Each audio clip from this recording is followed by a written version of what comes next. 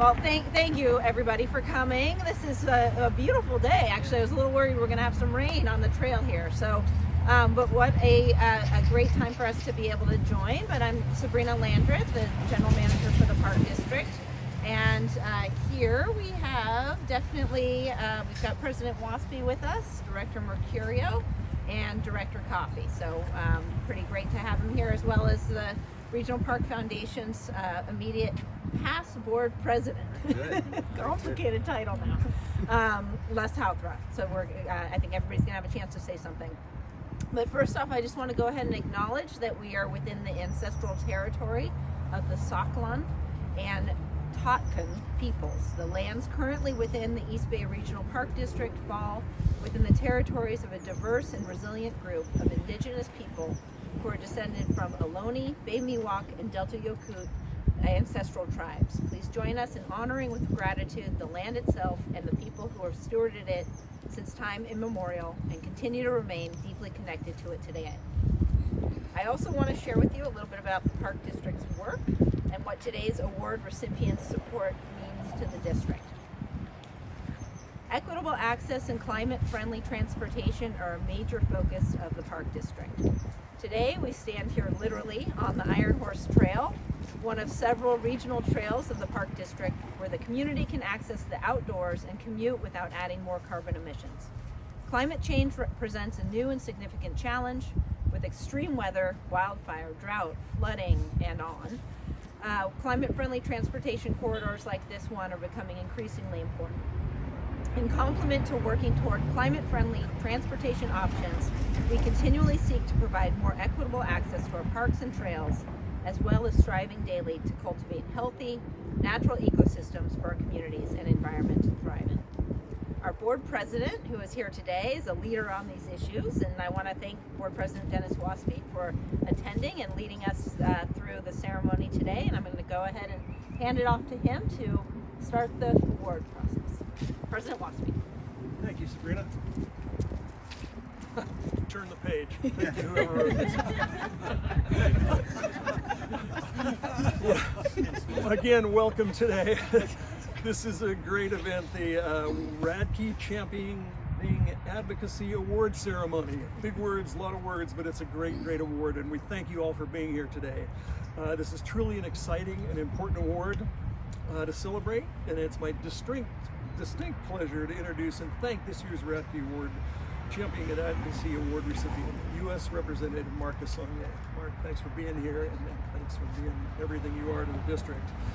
This year's recipient has championed significant investments in the Park District's work over the years, over many, many years, including transferring former Concord Naval Weapons Station property to the Park District in the early stages of the process, and funding to support and working on funding to support the Thurgood Marshall Regional Park, home of the Port Chicago 50 Visitor Center in Concord.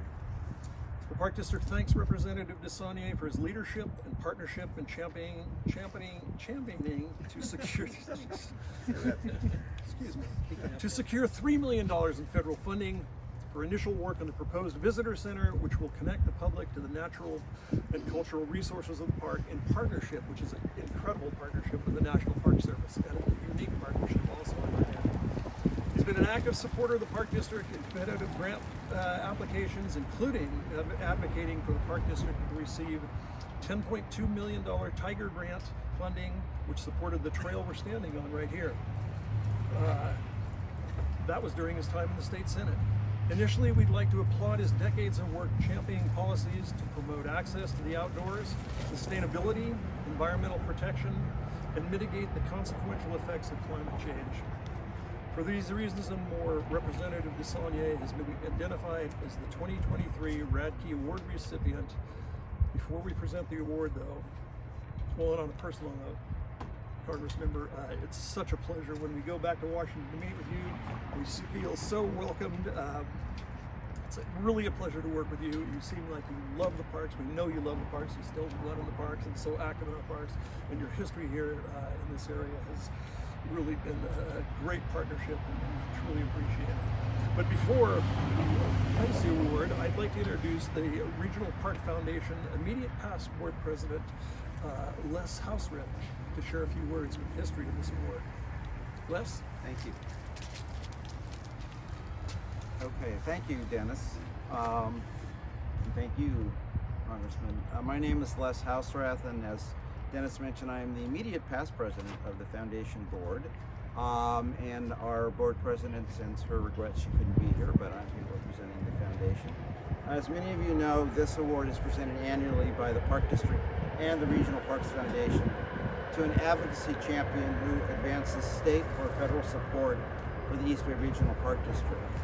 The award is named for the late Ted Radke, a member of the Park District Board of Directors who, at 36 years, was the longest serving board member in our 90-year history. And I had the pleasure of knowing Ted when I was a practicing attorney. I did the work with the Park District and worked a lot with Ted on complicated legal issues over the years. Ted established the legislative committee of the board and was doggedly committed to strengthening the district's ties to both Sacramento and the District of Columbia. The award holds deep meaning for many of us who knew Director Radke. So thank you for making time to be here as we celebrate a special moment and award this year's Radke Champion. See your problem, Dennis. It's a weird word. Championing Advanced Advocacy Award. With this additional context shared, I will now hand it back for the award presentation. Is that Dennis or Sabrina? Dennis. Okay.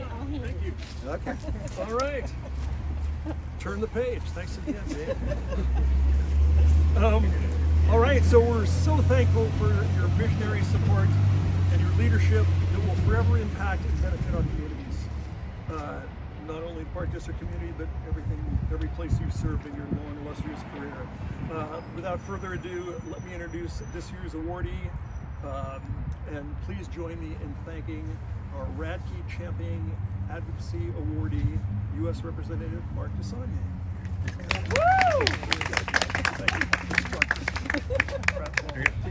You can look over here real quick. It says, hold up the award. Yeah, hold up the award. Perfect.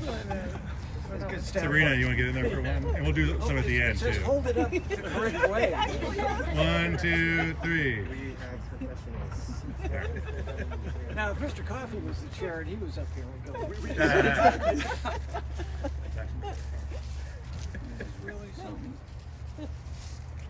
I don't know about at my age, the turn the page thing is, I just really want to thank you. This is so terrific. You know how much I respect and the affection I have for the district, the work you do, your staff, the board.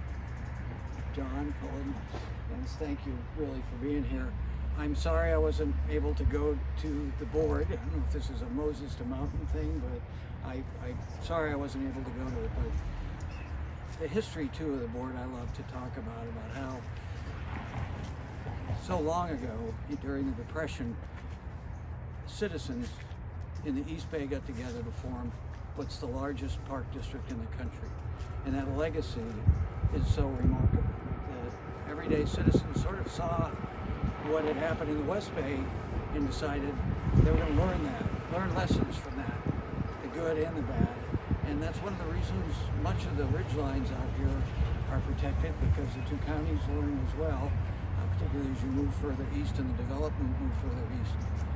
So I'm just thrilled to be part of it, the relationship and the respect, not just for nature, but to the natives who are here, both at Port Chicago and throughout the district, but here at this, what is really a model in the Bay Area for transit-oriented development that I'm also very, very proud of. My directions told me to take a right on Sunny Lane, so having followed Sunny McPeak and been part of all of it,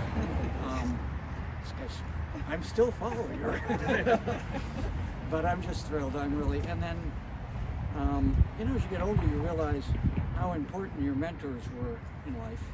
Sometimes you take them for granted as you are being mentored.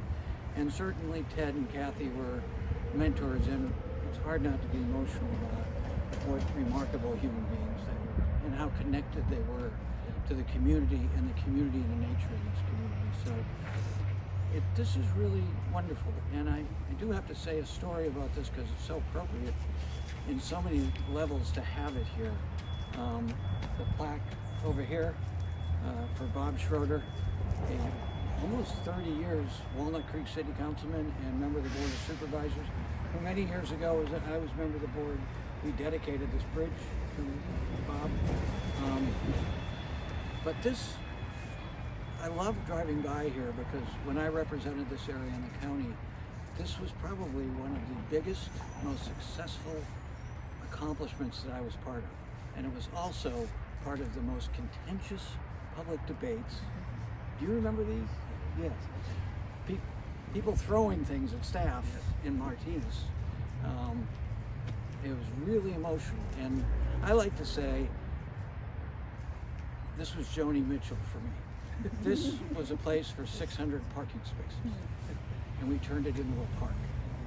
So one place in the country we did the opposite of what Joni Mitchell talked about. And it was just a wonderful, wonderful, wonderful, as hard as it was, to see people out here walking dogs, bicycling, running, and the integration with the transportation system, the technology of BART.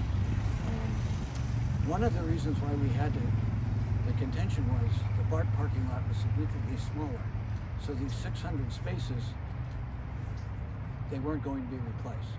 And thanks to Jim Kennedy, former director of redevelopment in Contra Costa, we were able to figure out to get the funding to finally tell all the parkers who were also upset, no, we're going to replace the parking spaces. So all of that is a memory that I'm fond of, and it makes this particularly, the relationship with our park district also occurred to me while you're speaking. My predecessor in Congress, George Miller, a very witty Irishman, likes to say, Mark's had a lot of jobs, you can't keep one. Yeah, real character. And also wonderful legacy of environmental stewardship, the former chair of the House Resources Committee. And I want to also point out my wonderful staff, Chanel Scales-Preston, Janessa, District Director, Deputy District Director. It occurred to me in relationship to this is, the one thing I've never I've held is a district director of anything. So maybe that's my future when I leave Congress. John, you don't have to worry about it. So with that, I just want to tell you this is very meaningful to me. And I'm very, very, very, very appreciative.